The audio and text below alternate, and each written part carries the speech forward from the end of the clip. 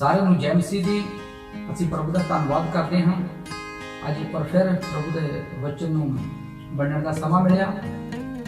ਸਭ ਤੋਂ ਪਹਿਲਾਂ ਤੇ ਅਸੀਂ ਇਹ ਦੱਸਣਾ ਚਾਹੁੰਦੇ ਹਾਂ, ਜੋ ਅੱਜ ਦਾ ਵਚਨ ਜੋ ਪ੍ਰਭੂ ਨੇ ਦਿੱਤਾ ਹੈ ਉਹ ਕਿਸੇ ਮਿਨਿਸਟਰੀ ਜਾਂ ਕਿਸੇ ਪਾਸਟਰ ਦੇ ਖਿਲਾਫ ਨਹੀਂ ਹੈ ਜਾਂ ਕਿਸੇ ਨੂੰ ਨੀਵਾਂ ਕਰਨ ਲਈ ਨਹੀਂ ਹੈ, ਕਿਉਂਕਿ ਪ੍ਰਭੂ ਨੇ ਜੋ ਸਾਨੂੰ ਵੀ ਸੇਵਕਾ ਦਿੱਤੀ ਉਹਦੇ ਵਿੱਚ ਹੀਲਿੰਗ ਹੁੰਦੀ, ਵਚਨ ਹੁੰਦਾ, ਸਭ ਕੁਝ ਹੁੰਦਾ। ਲੇਕਿਨ ਜੋ ਪ੍ਰਭੂ ਨੇ ਜੋ ਵਚਨ ਦਿੱਤਾ ਵਾ ਅਸੀਂ ਉਹਨੂੰ ਵੰਡਾਂਗੇ ਤਾਂ ਕਿ ਦੂਸਰੇ ਲੋਕ ਆਸ਼ੀਸ਼ ਪਾਣ, ਬਰਕਤ ਪਾਣ।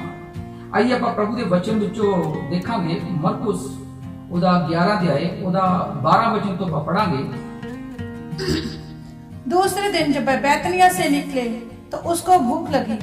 वह दूर से अंजीर का एक हरा पेड़ देखकर निकट गया कि क्या जाने उसमें कुछ पाए, पर पत्तों को छोड़ कुछ ना पाया क्योंकि फल का समय ना था। हाँ, देखिए प्रभु यीशु मसीह अंजीर के पेड़ ਨੂੰ ਜਦੋਂ ਦੇਖਿਆ तो परमेश्वर ਦਾ वचन ਕਹਿੰਦਾ कि ਉਹ ਹਰਾ ਭਰਾ पेड़ देखा ਜਿਹਦੇ ਉੱਪਰ ਬਹੁਤ ਸਾਰੇ ਪੱਤੇ, ਖੂਬਸੂਰਤ पेड़ ਸੀਗਾ।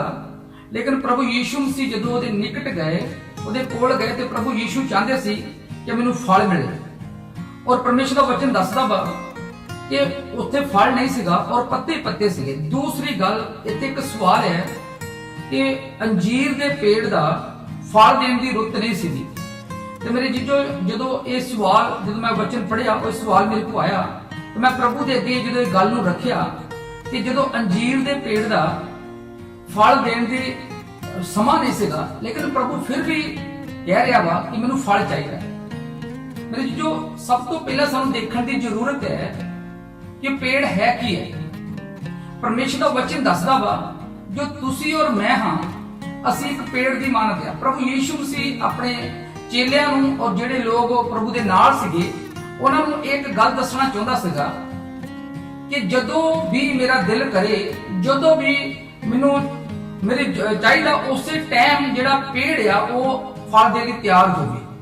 ਪੇੜ ਦੇ ਕੋਲ ਹਮੇਸ਼ਾ ਫਲ ਰਹਿਣਾ ਚਾਹੀਦਾ ਵਾ। ਮੇਰੇ ਜੀਜੋ ਬੇਸ਼ੱਕ ਦੀ ਅੰਜੀਰ ਦੇ ਪੇੜ ਦੀ ਰੁੱਤ ਨਹੀਂ ਸੀਗੀ, ਲੇਕਿਨ ਪ੍ਰਭੂ ਅੰਜੀਰ ਦੇ ਪੇੜ ਦੀ ਮਿਸਾਲ ਦੇ ਨਾਲ ਉਹ ਤੁਹਾਨੂੰ ਔਰ ਮੈਨੂੰ ਬਲਕਿ ਸਾਰੇ ਲੋਕਾਂ ਨੂੰ ਇੱਕ ਸਿਖਾਉਣ ਦੇ ਲਈ, ਇੱਕ ਸੰਦੇਸ਼ ਦੇਣ ਦੇ ਲਈ ਇਹ ਗੱਲ ਪ੍ਰਭੂ ਕਹਿ ਰਹੇ ਸੀ। ਕਿਉਂਕਿ ਪ੍ਰਭੂ ਤਾਂ ਜਾਣ ਸੀਗਾ, ਪ੍ਰਭੂ ਨੂੰ ਸਾਰਾ ਕੁਝ ਪਤਾ ਸੀਗਾ ਕਿ ਪੇੜ ਦੇ ਉੱਪਰ ਫਲ ਹੈ ਜਾਂ ਨਹੀਂ ਹੈ।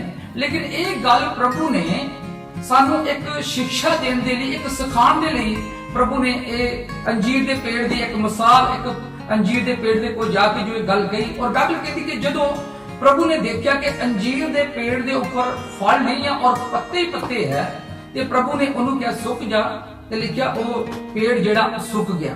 ਮੇਰੇ ਜੀ ਸਭ ਤੋਂ ਪਹਿਲੇ ਅੱਜ ਆਪਾਂ ਦੇਖਾਂਗੇ ਕਿ ਫਲ ਜਿਹੜਾ ਹੋਣਾ ਬਹੁਤ ਜ਼ਰੂਰੀ ਹੈ। ਫਲ ਹੈ ਕੀ ਹੈ ਔਰ ਪਰਮੇਸ਼ਰ ਦਾ ਵਚਨ ਦੱਸਦਾ ਜਦੋਂ ਅਸੀਂ 5 ਅਧਿਆਏ ਉਹਦੇ 22 ਵਚਨ ਨੂੰ ਪੜ੍ਹਦੇ ਹਾਂ, ਉੱਥੇ ਪਰਮੇਸ਼ਰ ਦਾ ਵਚਨ ਜਿਹੜਾ ਇਹ ਸਾਨੂੰ ਦੱਸਦਾ ਵੇ ਆਤਮਾ ਦੇ ਫਲ ਕੀ ਹੈ।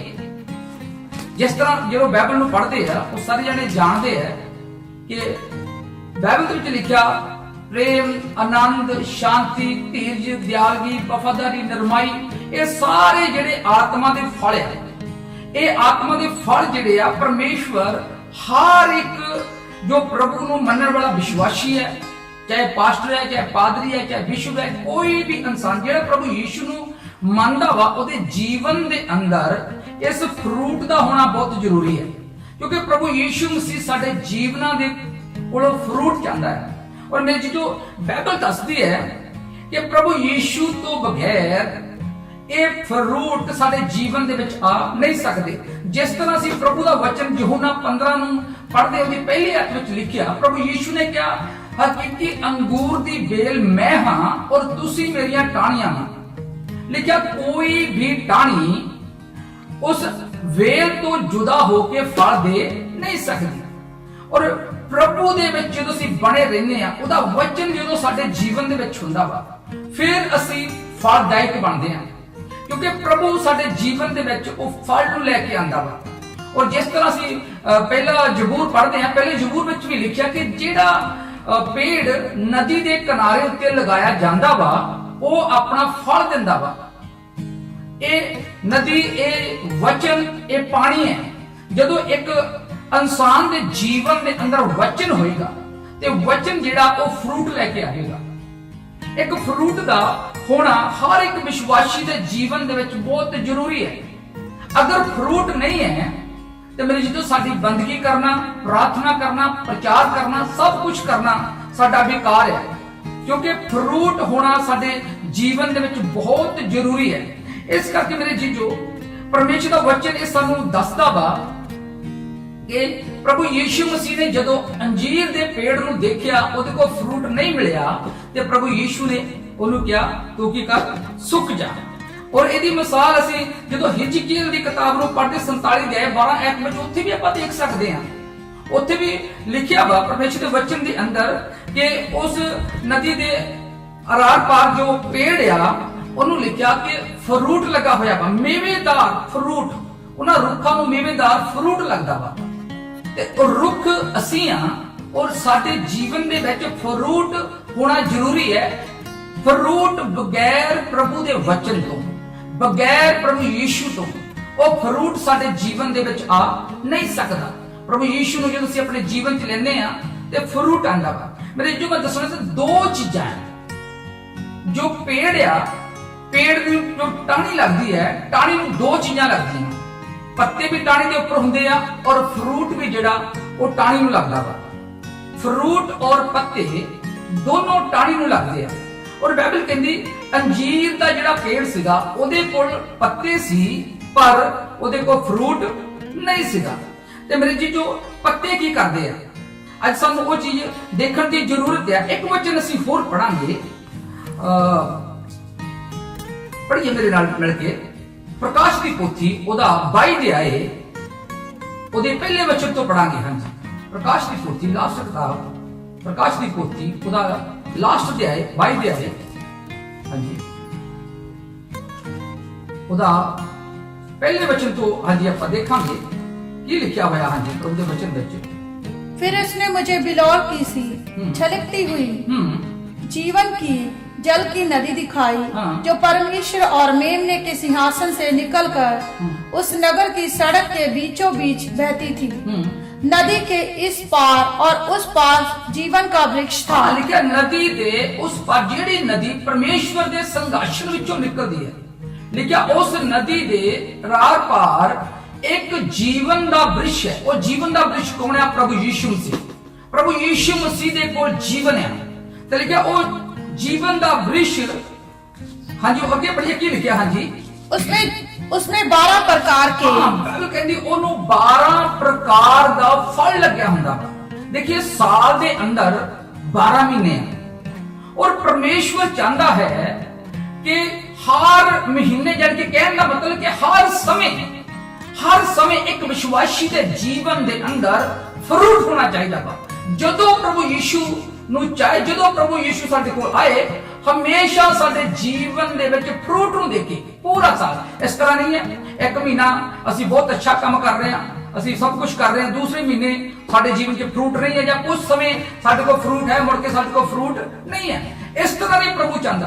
प्रभु चाहता है कि हर समय एक विश्वासी के जीवन के अंदर, एक पास्टर, एक पादरी के जीवन के अंदर हर समय फ्रूट रहना चाहिए।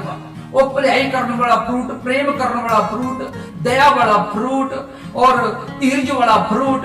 ये फ्रूट जेडे जो गलतियां 5:22 तो असीं पढ़दे, वो फ्रूट जेडे आ एक विश्वासी के जीवन में, एक पास्टर के जीवन के अंदर वो हमेशा बने रहने चाहिए, हर समय बने रहने चाहिए। लिखा कि 12 प्रकार का, यानी 12 महीने ही साडे जीवन के अंदर वो फ्रूट जेड़ा रहना चाहिए वा। क्योंकि प्रभु यीशु मसीह जो असीं बने हाँ, ते प्रभु यीशु मसीह दे कोल हर समय फ्रूट है। लिखा कि जेड़ी टाणी प्रभु दे नाल जुड़ी है, उस बेल नाल जुड़ी है, उहदे कोल फ्रूट है। और लिखा अगर कोई टाणी प्रभु नाल जुड़ी है पर फ्रूट नहीं दिंदी, ते बाइबल कहंदी ओनू वढ के सुट दिता जांदा वा, जिस तरह अंजीर दे पेड़ नूं कह सुक जा, है ना। इस तरीके दे नाल जदों साडे जीवन विच ये फ्रूट नहीं है, ते फिर प्रभु दा वचन कहंदा कि असीं सुक जावांगे, असीं किसे लायक नहीं रवांगे, प्रभु दे असीं काम दे नहीं है। बगैर फ्रूट तो कोई भी इंसान प्रभु दे काम दा नहीं है। इस करके प्रभु दे विच बने रहना, प्रभु दे विच बने रवांगे ते परमेश्वर उस टाड़ी नूं, उस पेड़ नूं फ्रूट जरूर लावेगा। हाँ जी, अगे पढ़ी की लिखा जी ना, उसमें 12 प्रकार के फल लगते थे हाँ। और वह हर महीने फलता था हाँ। और उस वृक्ष के पत्तों से जाति जाति के लोग चंगे होते हाँ, थे। लिखा उस वृक्ष दे पत्तियां तो जाति जाति दे लोग कोमा कोमा दे लोग चंगे होंगे आ। अज मेरे जीजो प्रभु ने अपने दासां नूं अपने सेवकां नूं अपने लोकां नूं ਇਹ ਇਖਤਿਆਰ ਦਿੱਤਾ ਵਾ ਤੁਸੀਂ ਜਿਹਦੇ ਤੇ ਹੱਥ ਰੱਖੋ ਉਹ ਚੰਗੇ ਹੋਣਗੇ ਭੂਤਾਂ ਨੂੰ ਹੁਕਮ ਦਿਓ ਭੂਤਾਂ ਨਿਕਲ ਜਾਣਗੀਆਂ ਰੋਗੀ ਸ਼ਿਫਾ ਪਾਣਗੇ ਇਹ ਇੱਕ ਪੱਤੇ ਦਾ ਕੰਮ ਕਰਦੇ ਆ ਫਰੂਟ ਔਰ ਪੱਤੇ दोनों ही होना बहुत जरूरी है क्योंकि प्रभु यीशु मसीह दे कोल दोनों चीजां हैं। प्रभु यीशु ने लोकां ते दया भी कीती, लोकां नाल प्यार भी कीता, सारे जगत नाल प्यार कीता और प्रभु ने लोकां नूं चंगिया भी कीता। अगर मेरी सेवकाई दे अंदर सिर्फ चंगियाई है तो समझ लो अंजीर दे पेड़ दी तरह मेरे को पत्ते ही पत्ते है। अगर पत्ते पत्ते होंगे चंगियाई चंगियाई है, भविष्यवाणी भविष्यवाणी है, हीलिंग हीलिंग है और फ्रूट नहीं है तो एक दिन प्रभु यीशु मसीह जिस तरह अंजीर के पेड़ को कह रहा सुक जा और सानू भी कहेगा सुक जाओ क्योंकि बाइबल दसदी है पत्तियां दे विच शिफा है। वो पत्ते परमेश्वर ने वो सानू दिते आ। एक मैं तुहानू होर गल दसना चाहना वा अगर किसी पेड़ के ऊपर पत्ते थोड़े भी है लेकिन फ्रूट है प्रभु उन्हों जरूर पसंद करेगा क्योंकि प्रभु को फ्रूट चाहिए। प्रभु ने अंजीर के पेड़ को पत्ते नहीं मंगे, प्रभु ने फ्रूट मंगया। इस करके मेरे जीजो जरूरी है साडे जीवन दे विच फ्रूट दा होना, फल दा होना बहुत जरूरी है। और पत्तियां तो लिखिया कोमा कोमा दा इलाज हुंदा वा, पत्ते कोमा दे इलाज नहीं है। जदों असीं मत्ती दी अंजीर नूं पढ़दे हां और मत्ती दी अंजीर ओदे 7 अध्याय ओदे 22 ऐत विच लिखिया कहंदा कि अंत दे दिनां विच ਉਹ ਲੋਕ ਕਹਿਣਗੇ ਪ੍ਰਭੂ ਤੇਰੇ ਨਾਮ ਦੇ ਉੱਪਰ ਅਸੀਂ ਭੂਤਾਂ ਨੂੰ ਕੱਢਿਆ, ਅਗਮ ਵਾਕ ਕੀਤੇ, ਅਸੀਂ ਚਿੰਨ ਚਮਤਕਾਰ ਕੀਤੇ, ਬੜੇ ਕੰਮ ਕੀਤੇ। ਲੇਕਿਨ ਪ੍ਰਭੂ ਕਹੇਗਾ हे ਦੁਸ਼ਟੋ ਮੇਰੇ ਕੋਲੋਂ ਦੂਰ ਚਲੇ ਜਾਓ ਕਿਉਂਕਿ ਮੈਂ ਤੁਹਾਨੂੰ ਜਾਣਦਾ ਨਹੀਂ ਹੈ। ਤਾਂ ਮੇਰੇ ਅਜੀਜੋ ਇਸ ਕਰਕੇ ਇਸ ਤਰ੍ਹਾਂ ਨਾ ਹੋਵੇ ਕਿ ਮੈਂ ਪ੍ਰਭੂ ਦੇ ਕੋਲ ਜਾਵਾਂ ਔਰ ਪ੍ਰਭੂ ਮੈਨੂੰ ਦੂਰ ਕਰ ਦੇਵੇ। ਇਸ ਕਰਕੇ ਆਪਣੇ ਜੀਵਨ ਦੇ ਵਿੱਚ फ्रूट ਨੂੰ ਲੈ ਕੇ ਆਣਾ ਬਹੁਤ ਜ਼ਰੂਰੀ ਹੈ। ਆਪਣੇ ਜੀਵਨ ਦੇ ਵਿੱਚ ਫਰੂਟ ਦਾ ਹੋਣਾ ਬਹੁਤ ਜ਼ਰੂਰੀ ਹੈ। ਮੈਂ ਨਹੀਂ ਕਹਿੰਦਾ ਚੰਗਿਆਈ ਹੋਣਾ, ਭਵਿੱਖਬਾਣੀ ਹੋਣਾ, ਹੀਲਿੰਗ ਹੋਣਾ, ਇਹ ਸਭ ਕੰਮ ਹੋਣੇ ਬਹੁਤ ਜ਼ਰੂਰੀ ਹੈ। ਲੇਕਿਨ ਇਹਨਾਂ ਸਾਰਿਆਂ ਕੰਮਾਂ ਤੋਂ ਵੱਧ ਕੇ ਸਾਡੇ ਜੀਵਨ ਦੇ ਵਿੱਚ ਫਰੂਟ ਦਾ ਹੋਣਾ ਬਹੁਤ ਜ਼ਰੂਰੀ ਹੈ। ਤੇ ਮੇਰੇ ਜੀਜੋ ਮੈਂ ਪਰਮੇਸ਼ਰ ਦਾ ਧੰਨਵਾਦ ਕਰਦਾ, ਸ਼ੁਕਰ ਕਰਦਾ ਇਹ ਪੇਜ ਜੋ ਪ੍ਰਭੂ ਨੇ ਮੇਰੇ ਉੱਤੇ ਖੋਲਿਆ ਸੱਚਮੁੱਚ ਔਰ ਸਾਨੂੰ ਪ੍ਰਭੂ ਦੇ ਵਚਨ ਦੇ ਵਿੱਚ ਬਣੇ ਰਹਿਣਾ और जो परमेश्वर कहता उन्होंने करना साडे लिए बहुत जरूरी है।